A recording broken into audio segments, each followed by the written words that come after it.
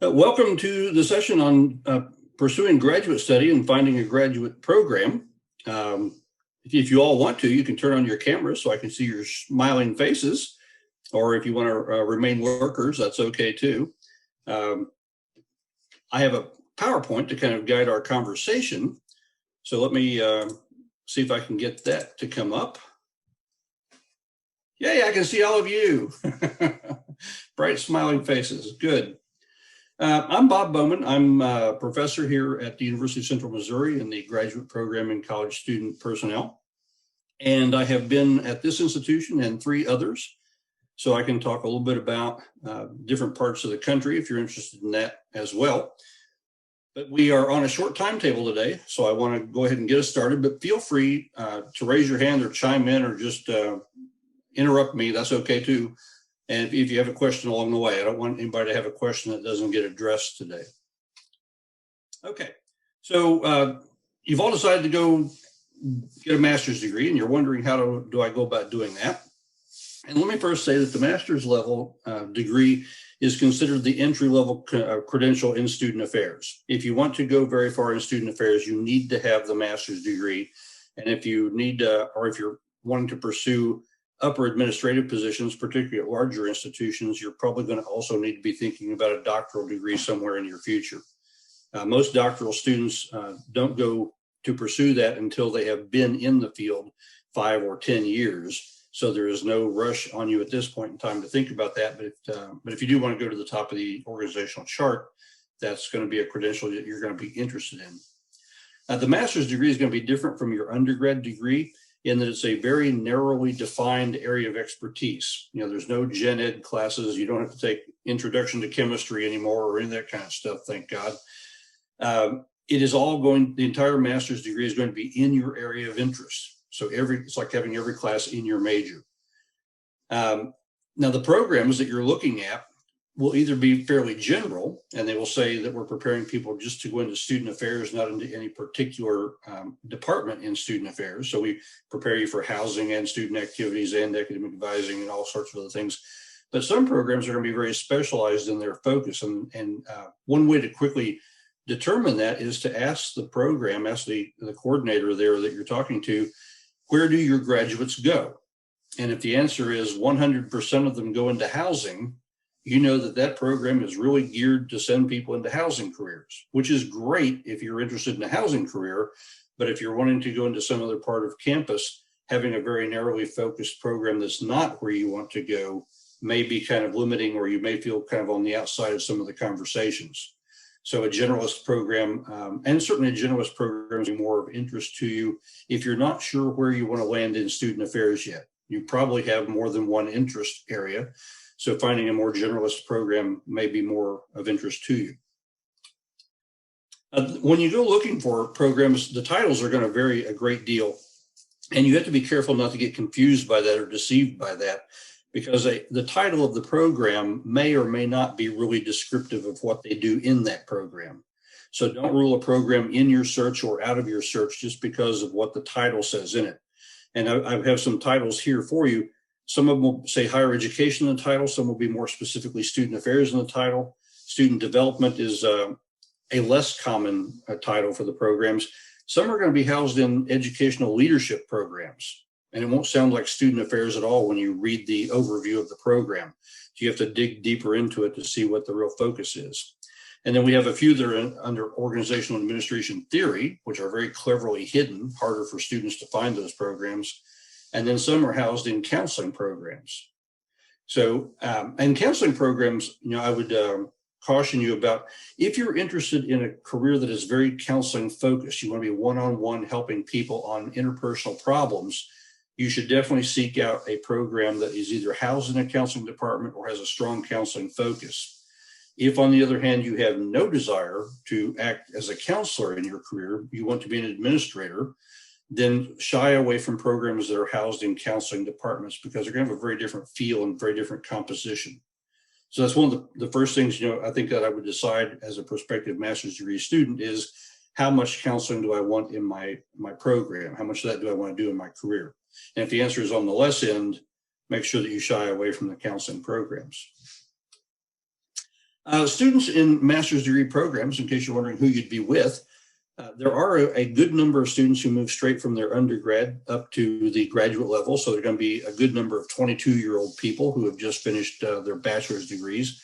There will also be a significant number of part-time people who will be somewhere between 22 and 70-something in age. So you're going to have a wide range of folks in classroom with you. The majority will be at the younger end of the scale. We tend to be a bit more female than male. We have approximately 60% of students in graduate programs are female. And there you see a demographic breakdown, which is not terribly current. That's probably 8 or 9 years ago data. So we may be a little more diverse than those numbers today.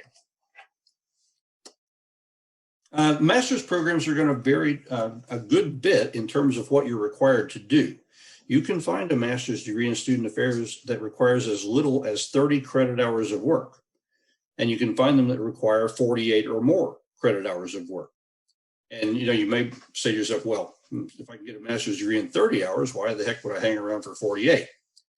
And the answer to that is it depends upon what you want to be able to do.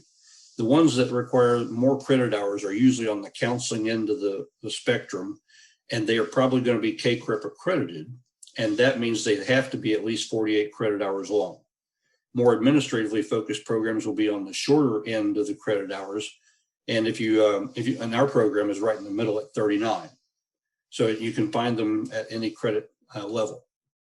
Most will have a residency requirement to them, but that's kind of going away, I think, the more that we see online programs popping up. So I imagine that at some point in time, residency will just go away.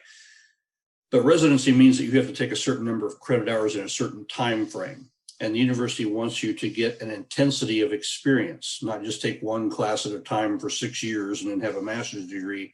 We want you to have some condensation of that experience so that you're more intensively engaged in it. And so if the online programs, may have you do that in different ways. Traditional face-to-face programs are going to have you doing that by being on campus, physically on campus for a period of time. I mentioned CACREP accreditation, and that would be something that you would want to look for in a program if you're interested in something with a strong counseling focus. If you want to be a counselor, you want to have a CACREP accredited program. It gives you several advantages in life, such as when you go take your national licensure exam, you get to skip the 2-year waiting period. So that's a real big plus to you if you're interested in a counseling program. Also in master's degree programs, you're typically going to find a comprehensive exam somewhere near the end of it, which is just a really, really big test over everything you did in your master's degree. And those will be in a wide variety of formats. Some you might still find some multiple choice tests out there for those, but more often than not, they're applications. You would be given a situation that you're in and asked what you would do in that situation based upon the student development theories that you've learned, the helping skills that you've learned, what you've learned about governance and finance and law and higher education, and put all these things into a comprehensive response to a given scenario. Some programs will not require them. Some programs will. Some programs will give you a choice. And they'll say to you, you can either do the comprehensive exam or 6 more credit hours of work. You can do the comprehensive exam or you can do a thesis. So there might be different kinds of options out there. While we're speaking about thesis, a lot of programs do not require a thesis. And often I have students say, I want to go on for a PhD at some point in time. Shouldn't I be doing a master's thesis? And there's 2 answers to that. One's yes and one's no. The yes answer is if you're going to go on for a PhD, it is a good idea to get used to the thesis process, learn how to do one. So you think of your master's thesis as a warm-up for your PhD dissertation. The other answer is, the no answer is that no PhD program in student affairs in this country requires you to have a master's degree to get admitted to it. So there's not a roadblock if you don't have a master's thesis. Also, most programs are going to require you to do either a practicum or an internship or both. And that means that you're out in the field working in an office, gaining direct experience, working with students, building programs, doing all the wonderful things that you want to do. And the requirement for that will vary from program to program. Some will ask you to do 100 hours on the clock for your practicum. Some of the internships will get up as high as 300 hours for your experience. but it's all direct hands-on work in the field. And that, of course, goes on your resume. It goes in your skill set. It gives you things to talk about at the interviews, things that you have seen and done and touched. So those are usually very good experiences for you. Any questions about that stuff? I'm not boring you all into a sleep, am I? I know if it's like here, it's a nice, warm, great day outside, and we're probably daydreaming about being out playing in the leaves, or just being happy that the election is over finally. Okay, so how do you choose a university then? There's all these things out there, right? And I don't know if you have all found the American College Personnel Association's website that lists graduate programs in student affairs across America, but that is a great first resource to stop at. It does not list every program that's out there, but it lists a lot of them, and it lists them by state. You can search by geography, you can search by program focus, you can do all kinds of things with that website now. And it gives you an idea of how many students are in the program, what courses they require, how many faculty they have, all that sort of stuff. So that's a great place to look. The second one on the PowerPoint there is the CACREP accreditation that I mentioned is a counseling-oriented accreditation. They also maintain a directory of accredited programs, and you would start there if you're interested in a counseling-focused program. It's important to note that there is no accreditation for student affairs master's programs. It just doesn't exist. So, if you ask the program, are you accredited? And they say to you, yes, they don't mean a student affairs accreditation. They mean something bigger and broader, like the entire institution is accredited, or the College of Education that we're in is accredited by NCADE or CAPE or some other accrediting group. But there is no accreditation for student affairs programs, so that's not going to be a criteria for you to look at. Some things you do want to consider. One is the prestige and reputation of both the university that you're looking at and at the program that you're looking at. So your bachelor's degree, this didn't matter as much, but when you get to the master's degree, and even more so at the PhD level, you don't want to have to be explaining where you got your education. Hi, I went to Podunk University in southwestern Kansas. And everybody's going to be like, oh, where's that? I never heard of that. Do they have a program there? You don't want to be engaged in that kind of conversation about your credentials. You want to be able to say, hi, I graduated from University of Florida, for example. And everybody go, oh yeah, we've heard of University of Florida, right? We know about that. We know about their program. So a good university, a good program that's well-known in good standing. You want to look at the faculty of that potential program that you're looking at. Typically, a faculty member in student affairs is someone who has worked in student affairs for 8 or 10 years and then has gone back to be on the faculty because they want to move into a teaching role. Now, if you ask your potential program, how many faculty do you have? You will get an answer somewhere between 1 and infinity. And the higher the number they give you, the more suspect you should look at that. If you ask us how many program faculty we have, we'll say 2. But we don't count all of our adjuncts. So we don't count somebody who comes in to teach a research class once every other semester or so. We don't count all the part-time faculty. We simply count all of our full-time regular staff. So if somebody says to you, we have 8 faculty in our master's program, no, they don't. They probably have 1 or 2 full-time people, and the rest come in and teach 1 class a year or 1 class every 2 years. But they're not really, primarily involved here. They're probably primarily involved somewhere else on campus. They're the registrar, or they're working in institutional research, or they're working somewhere else on campus, and they come over and teach a class. And that's good because you get people who are doing the work on a daily basis and they're very up to speed. So adjunct professors can be a real plus, but it's kind of false advertising if I say to you, oh yeah, we have 5 faculty in our program, when really we don't. So be aware of that. Most programs have 2 or fewer faculty, and a lot of them just have 1. Okay, now if they say to you, we only have 1 faculty member, then you would ask the follow-up question, does that 1 person teach every class I would ever take? Because that would be like you saying, well, I'm getting a master's degree in Bob, which might be great if you really think Bob's wonderful, but it's much better to hear multiple points of view in the classroom. So you want to hear as many faculty voices teaching you about the field as you can get. So if it's just one person teaching your whole master's degree, that might be something you'd want to shy away from also.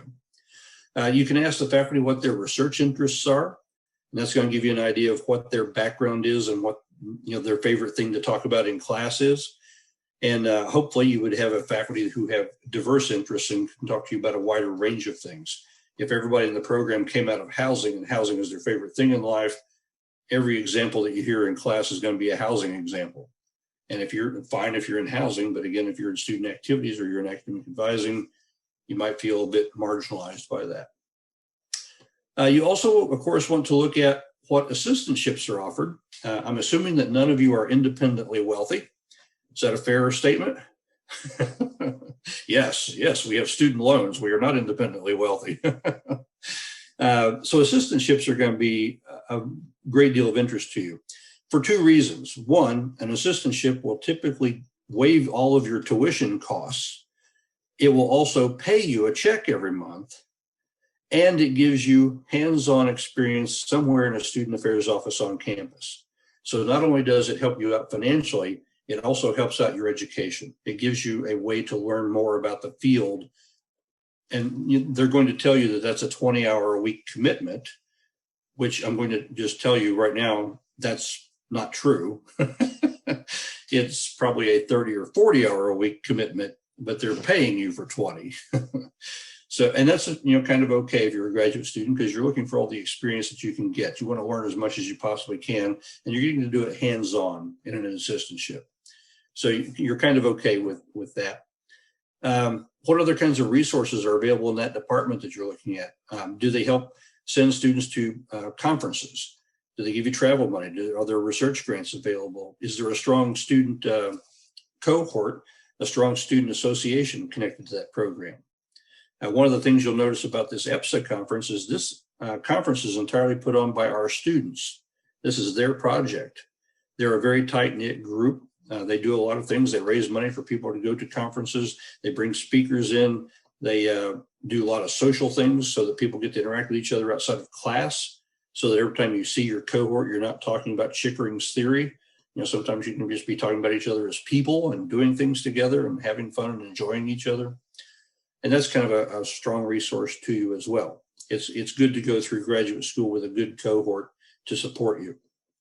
And then, of course, how closely does the program strength match your career goal?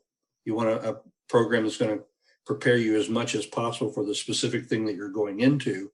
Is that something that's a focus of the program or not? I'm wondering how I'm doing on time. James says I'm good. But I have a reputation for giving, an hour-long answer to a 2-minute question. So, yeah, James is agreeing with that too. Let's talk about admissions real quickly then. There will be admission deadlines, application deadlines for most of the programs that you look at, and you want to pay real close attention to those deadlines. If they say that you need to have an application in by February the 15th, you need to have it in by February the 15th. One of the quickest ways that faculty will rule out potential students is that if you can't get your application in on time, that doesn't bode well for all of your classwork and all of your other responsibilities. Right now, you've got, if you're looking at a February 15th deadline, you've got about 3.5 months to get that application in. So, the thought is going to be, well, if they can't get it in 3.5 months, they're going to be, a procrastinator or a slacker or whatever the whole time they're here. So make sure you hit the deadlines. About 40% of programs will have no deadline whatsoever. Now, and our program is like that. You could apply to us on the first day of August, and we could have you in classes on the 17th day of August. So very easy for us to get you admitted. But keep in mind that even in those places that don't have an enrollment deadline, they will have a deadline for applying for the assistantships. And if you're like most students, you're saying, I would like to have an assistantship and an admissions offer. I need to have both of those things. So even while the program might allow you in the summertime or even the early part of fall, the assistantships typically will not. They will want to start interviewing people somewhere in February, and they will award those assistantships somewhere in April, usually around April the 1st. So if you wait till April to apply for an assistantship, you're not going to have any luck getting one. So those deadlines are really very important. The program you're applying to may or may not ask you to take the GRE. That test has dropped a great deal in popularity. My program dropped that requirement in 2004. So for the last 16 years, we have not made anybody take that test. Some programs are still going to make you take that test, which means that you have to write a check for $100 and some, and you have to get really anxious and stressed out about it. And then you have to go take the test. It takes a whole day, and it's quite a bit of trouble. And then the university, this is the part that will really irritate you. Then the university may say, we don't care what score you get. To which, you immediately say, well, if you don't care what score that I get, why are you making me go pay the $100 and take the test? Well, we need to have a score on record for you. Yeah. You could have done other things with that $135, right? That'll buy a few pizzas or something. So we ended $205 now, Dr. Bob. I'm sorry? The cost is $205 for the GRE nowadays. Is it really? It's been a long time since I took that test. But some will require it, some will not. And it's becoming less popular. Some will require or allow you to substitute a different test, like the Miller Analogies test with the MAT. They may allow you to submit that for your application materials. And the MAT is a lot cheaper and a lot quicker to take. I think it's 100 questions, multiple choice questions. But they're not fun questions because it's in the format of A is to B as C is to D, and D is something you've never heard of in your entire life. So you're guessing the relationship between A and B and C and D, but it doesn't take as long, it doesn't cost as much. You're probably also going to be asked to submit some letters of recommendation, and you want to start working on those ahead of time. They're typically interested in hearing from somebody who has seen you in class and somebody who's seen you at work. So they'll ask you for 2 or 3 letters of recommendation, and they will usually, they like to have a supervisor who has seen you do something and a professor who has graded your academic work. Some of them will want to interview you and some will not. It is always, I think, to your advantage to do an interview. And if the university you're looking at doesn't require you to do one, you might inquire whether or not you could come talk to the faculty in person and get to know them a little bit and get them to see your face. It's always good when they see a person attached to a file when they're making admissions decisions. They come to know you as a person a little bit and start to care about you. And that may be an edge that helps get you in. Now, I know that in the days of the pandemic here, face-to-face interviews are much harder to negotiate. Everybody's going to want to do things via Zoom, but at least talk to them via Zoom and ask some good questions about their programs and give them an idea of who you are and where you're coming from and what your goals are. It may help you out in the admissions process. At the master's level, they're usually not asking you about work experience, but certainly if you have been involved in student affairs, you want to highlight that to the admissions committee. You may have been in student government or been an RA in a residence hall or have done any number of other things in student affairs already. You want to highlight that in your application materials. And if you get a chance to talk to faculty directly, make sure you talk about what your experience has been. And they will probably ask you for a writing sample. And that may be a wide range of things. Some folks will ask you for a paper that you have written for a class. Some will ask for a personal philosophy of student affairs or some statement of who you are and where you're coming from. And they will look at those for 2 things. They're going to look at the writing sample you provide to see if you're appropriate for the field, but they're also going to find out if you can put nouns and verbs together in a coherent fashion. You want the writing in your writing sample to be exemplary, and you have a lot of time to get these things ready. And I would have a lot of people look over it for you, people who are English majors and the writing center at your campus and the career services at your campus, get them all to read it for you and point out everything that could possibly be picked on in that. But the faculty are going to assume that if you had 3 months to write this thing, it really shouldn't have noun verb agreement problems or tense problems or bad punctuation or any of that sort of stuff. They're going to assume this is your best writing ever. GPA requirements to get in vary tremendously. And if we're looking at a 4.0 scale, the highest I have ever seen is a 3.0 required from your undergrad. Most of them are more around 2.7 or 2.75. Some are as low as 2.5. The ones that have a high GPA, like the 3.0, may allow you to also submit the GPA from your last 2 years of undergraduate. So if you're like a lot of folks, when you were a first-year student, you got away from mom and dad, you went to campus, you discovered there's a thing called beer and late night parties and all this sort of stuff, and your freshman GPA was just a wreck. But by the time you were a junior, you got your act together and you started, doing well academically. So if you have a poor overall GPA, they may allow you to submit the GPA from your last 2 years, which they assume is going to be much better and much more representative of what you're able to do, as opposed to what you did that freshman year when you were an undecided person trying to find yourself and all that sort of stuff. Does that make sense? Yeah? Yeah. Okay. Can you afford to go to graduate school? Or put the other way, can you afford not to? Most everybody going for a master's degree needs some sort of financial assistance. None of us are rich, and you're not going to get rich being in student affairs either. That's the bad news. Assistantships are probably the most common way that people get financial assistance from the institution.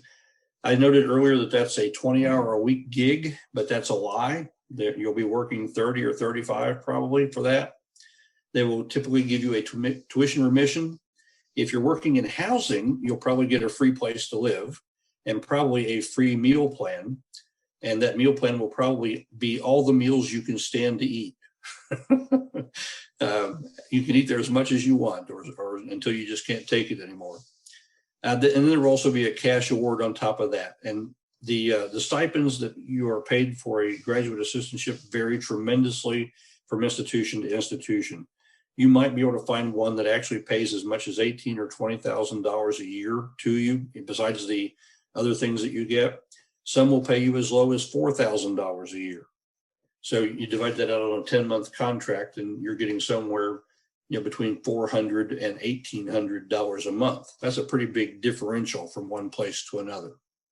But keep in mind that no matter how much they pay you, it's not going to be worth it to you if the program isn't what you want, because you are going there to get a master's degree. You're going there for an educational credential. You're not going there to be a GA for 2 years. Okay, so keep in mind that the long-term goal is what to keep yourself focused on. The GA positions that they offer to you, 90% of those are going to be in some student affairs office on campus. It may not be your favorite office, but it will be an office where you can get hands-on work. About 10% of them will be somehow working with faculty in either a teaching role or a research support role. And then fellowships, you're probably not going to find a fellowship at the master's level. They're more common at the PhD level. But these are really terrific financial aid packages because they will pay you the same as if you were a GA, but you don't have to do any work. It's a grant. It's a gift. We like you so much. We want you to come to our institution. Here's $20,000. Please come to school here. Those are terrific. They are typically very, very competitive. And even if you didn't have to supply a GRE score to get into your school, you may have to supply a GRE score and have a very high GPA to earn one of those fellowships. But if they have them, they're worth competing for. The worst thing that happens is they say you don't get it. But if you do get it, then you would be financially supported and then could do anything you wanted to for practical experience. You could volunteer in any office on campus and get precisely the experience you want without having to worry about being paid for it. So worth looking for. Okay, that's basically what I had to do as an overview. I don't know if we have any minutes left, but I would like to answer any questions that you have. Nobody has any questions? Have you all already picked out a graduate school? No? Anybody care to share where they're looking? I have a question. Yeah. So right now I'm a junior in my undergrad, and about what timeline would you recommend that I start getting really serious about figuring out which schools I'm going to apply to? It doesn't hurt to start the process early. And, right now you got a lot of time to explore, and time is on your side. So you have time to contact lots of programs, see if you can arrange visits with the faculty, or at least exchange emails with them or Zoom with them, and just talk about the program, what kinds of things there are to do. Ask if it would be okay to talk to some current graduate students in that program. If you want to know the truth about something, ask the graduate students. They have very little in the way of filters. So if you say, tell me about your faculty, they're going to say, oh, Dr. Bob, he tells these really bad jokes in class and he has way too many PowerPoints. But we tend to do okay with him. They'll tell you exactly what's going on. So I would try to do that. I would also do research on the institutions. Right now we're in terrible financial straits in higher education, and some institutions are much worse off than others. So finding out a little bit about the higher education finance view in the state that you're looking at. So, if you were looking at going to K-State over in Kansas as an example. That's where I'm at right now. Is it really? Yeah. How weird is that? Go Cats. Yeah. But if I was headed there and hadn't ever lived there, I would be wanting to find out, okay, what's the budget for higher education look like? Is the governor supporting it? Has the pandemic really cut everybody's budget? What's the institution doing to respond? All these kinds of things. I would also try to visit the campus before it's time to make a decision. And I think when students come to us and look at our program, a lot of them say that when they walked on campus, it either immediately felt comfortable in a place like they could be, and it was good, or it felt the opposite. They didn't think that they would fit in, they wouldn't belong, they wouldn't be a part of the place. And that gut level reaction that you have to the people that you meet and to the institution and to the campus itself, I think you ought to pay attention to that. If you get a real bad feeling when you're on campus visiting, something's going on there, and you need to figure out what's the mismatch. Why don't I feel like this would be a good home for me? And then, eventually you just have to decide, is this something that I can live with? Is this something that I can't live with? And, if you were looking for a job, your first professional job, I probably said this to James already. I always say to people, figure out what the 5 things that you must have are. What are the 5 things that you have to have in your first job? Well, the same thing applies to graduate school. What are the 5 things that you really want to have in your graduate school experience? Make sure you get those things. And so what's on my have to have list, what's will be on my nice to have list. And the nice to haves you can negotiate about. And if you don't get all of those, it's okay. But I want to get all of my have to haves. That's a longer answer than you asked for, wasn't it? It was perfect. You gave me more information, which is great. Thank you. Oh, you're welcome. Shocker, Dr. Bob, that you would give a 5-minute answer to a 30-second question. There you go. I like to give context, What else can I answer for you guys? I did see that there's a question in the chat. No, I haven't even got the chat turned on. My apologies. Here we go. So, Dr. Bob, should we be looking for individual assistantships or wait until after we get accepted into grad schools to look for them? I would say look for them at the same time. At the same time that you're doing the research on the institution and the faculty and what the students are like and where people go after graduation, be looking at the assistantships that are available. This may take some detective work on your part. Probably the assistantships that are available are on their website, but they may be very cleverly hidden behind 100 different clicks that you have to go through to get to them. So if it's not easy to find, that doesn't mean they don't have assistantships. But and if you go to our webpage, it's fairly easy to find, and you can find detailed job descriptions for what each one of the assistantships would require you to do or allow you to do, what you would learn, and also tells you what the compensation package would be.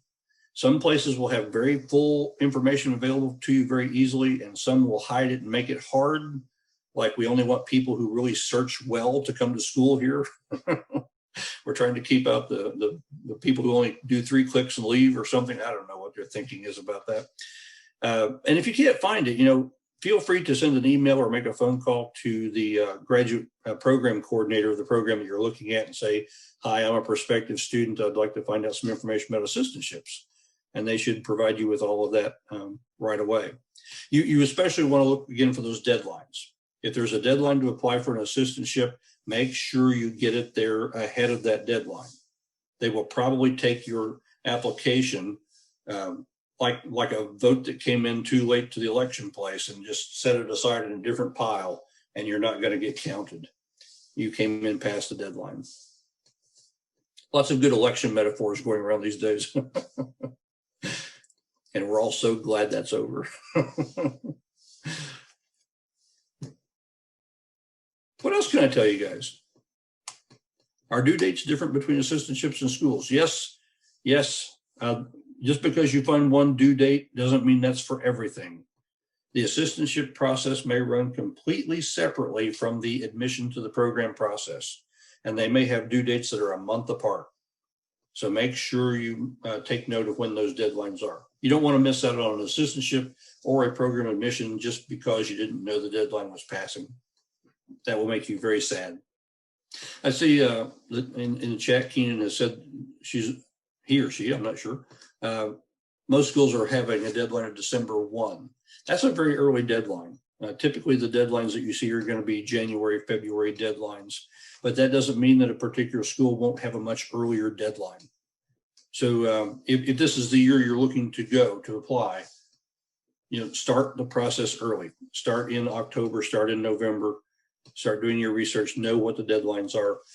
Have some kind of system where you can keep yourself on track with what you have sent to where, what the deadline was, when you expect to hear back, when you would want to be following up, all of those sorts of things. It really is kind of like looking for a job. It'll keep you busy keeping track of all the places especially if you're doing a national search. If you're applying coast to coast, you may be applying to 20 or 30 schools, or maybe that I have to be in California. I'm only going to apply to schools in California. I don't know why you would want to do that, but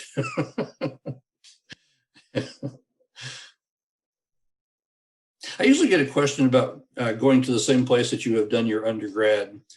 And, there is no real strong preference about that. You can finish a master's degree at the place you have done your undergraduate work. And it's not so bad because you are moving into a different field. You don't have an undergraduate degree in student affairs. The people who tell you don't get all your degrees at one place are telling you that because they want you to have different faculty at different levels of your education. Well, you're going to have that even if you stay at the same place that you're at. Your student affairs faculty did not teach you in any of your undergrad classes. So it's all going to be new and different. Now, if you get a master's degree one place and then go on for a PhD, I would probably encourage you to do that somewhere differently, just so that you hear different voices and different points of view. And that's always good. But if Amber wants to stay at K-State, she can do that. I don't know if they allow people in Kansas to come to Missouri or not, but I have a couple of schools in Missouri on my list, so maybe. There aren't a lot over here. UCM, of course, has a master's program. There's one down in Springfield at Missouri State. I love Springfield. MU has a program. UMKC has a program, and sometimes it's viable and sometimes it looks pretty dead. So, a good question to ask also is how many students do you have in your program? And if they say 3, that's not good. If they say anything above, 20 or so, that's a pretty healthy program. These programs aren't big programs. You're not going to be in a class of 30 people ever. You're going to be in a smaller cohort. You're going to get to know the people in your graduate program much better, probably than you knew with the majority of the people in your undergraduate classes. Well, I think that's it. If there are no other questions, so that you all can go back to recap with your mentors for the day before moving on to the third session. But thank you very much, Dr. Bob, for the presentation. I hope this was very helpful for you all. And again, thank you all for attending today. Hey, James, before we sign off, is there some way for them to get my email address if they wanted to have a follow-up question? If you want to, I can throw that in the chat box if you're good with that, so that everyone can that's fine. Copy that down if they want it. Throw my email address in there. If you have a question a week from now, you say, Jeff, I forgot to ask this. Send me an email and I'll make something up. We have no doubt that you will not do that, Dr. Bob. Everybody have a good day.